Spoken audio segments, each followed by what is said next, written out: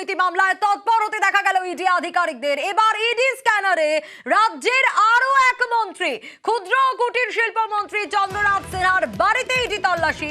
সকালেই চন্দ্রনাথের বোলপুরের বাড়িতে এনফোর্সমেন্ট ডিরেক্টরেটের অভিযান, কেন্দ্রীয় বাহিনী দিয়ে বাড়ি ঘিরে তল্লাশি চলছে। তবে জানা গেছে এখন মন্ত্রী বোলপুরে নেই, ভোটের প্রচারে মুরারইতেই ছিলেন তিনি।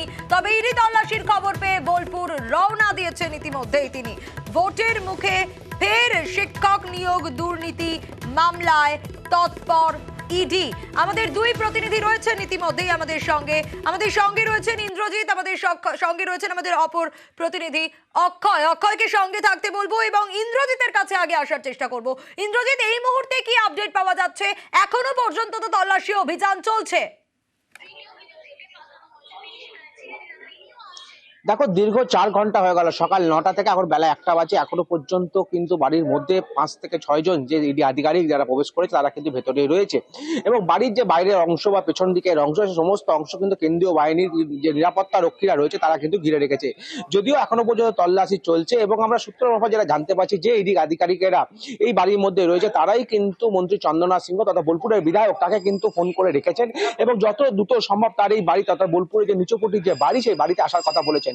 এবং সেই মতো তিনি ভোট প্রচার ছেড়ে, অর্থাৎ মোরাডয়ে তিনি তার গ্রামের বাড়ি সেখান থেকে ভোট প্রচার ছেড়ে দিয়ে তিনি সরাসরি রওনা দিয়েছেন এবং সেখান থেকেও তিনি কিন্তু বার্তা দিয়েছেন যে তিনি কোনো অন্যায় করেননি, তাই তিনি বোলপুরের বাড়িতে যাচ্ছেন। যদিও আমরা যারা সূত্র মারফত জানতে পারছি যে নিয়োগ দুর্নীতি মামলাতেই তার নাম রয়েছে এবং তার কাছ থেকে বেশ কিছু আর্থিক লেনদেন হয়েছে এবং তিনি বেশ কিছু নিয়োগ দুর্নীতির সময় বেশ কিছু নাম রেকমেন্ড করেছেন। সেই সমস্ত বিষয়গুলি পরিষ্কার হওয়ার জন্যই ইডি আধিকারিকেরা কিন্তু আজকে তার বাড়িতে এসেছে এবং তার বাড়িতে এখনো পর্যন্ত তল্লাশি চলছে।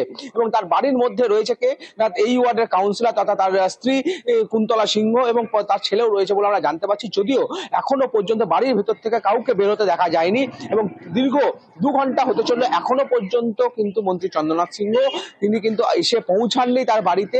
প্রায় 2 ঘন্টা হয়ে গেল এবং যত দ্রুত সম্ভব তিনি কিন্তু আসার চেষ্টা করছেন এমনটাই কিন্তু জানতে পারছি।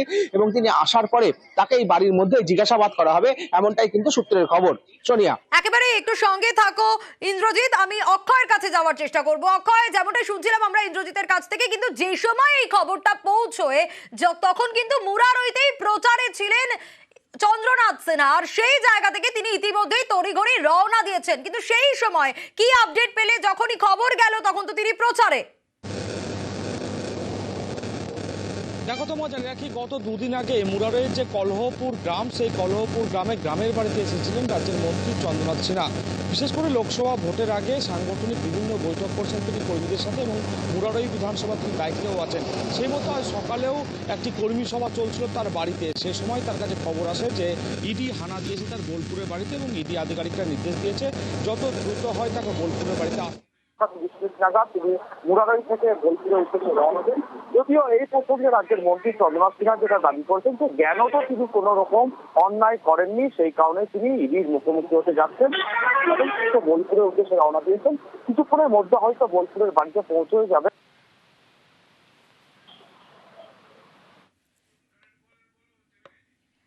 সেক্ষেত্রে অক্ষয়, যে প্রশ্নটা বারবার করে উঠে আসছে যে তুমি যেমনটা বলছিলে কর্মী সভা চলছিল আর তারপর কর্মী সমর্থকরা বা যারা ছিলেন সেই সময় তাদের সঙ্গে কি কোনোভাবে যোগাযোগ করা গিয়েছে বা কথা বলা গিয়েছে, তারা কি বলছেন?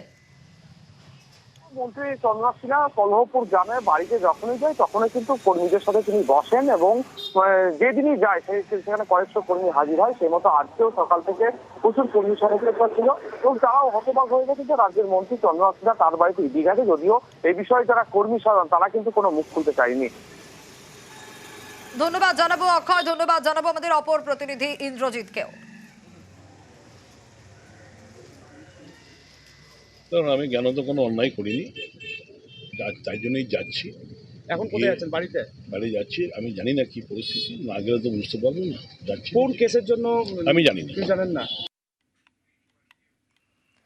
সাত সকালে রাজ্যের মন্ত্রীর বাড়িতে ইডি শুরু হয়ে গিয়েছে, তাতে স্বাভাবিকভাবে রাজনৈতিক তরজা। বিজেপির শাসনকালে ইডি সিবিআইয়ের ব্যবহার বিরোধীদের বিরুদ্ধে 95% হচ্ছে এবং সার্বিকভাবে এদের ব্যবহার 365% বেড়েছে। আর এই মুহূর্তে বিজেপির অন্যতম বিশ্বস্ত জোট সঙ্গীতে পরিণত হয়েছে ইডি সিবিআইয়ের মতো কেন্দ্রীয় তদন্তকারী সংস্থাগুলো। আপাদমস্তক দুর্নীতিগ্রস্ত বিজেপির আর একটা দুর্নীতিগ্রস্ত জোটসঙ্গী ইডি এবং সিবিআই তারা রাজনৈতিক উদ্দেশ্যে ব্যবহৃত হচ্ছে। ভারতবর্ষের মানুষকে এটা নতুন করে বোঝাবার কোনো প্রয়োজন নেই।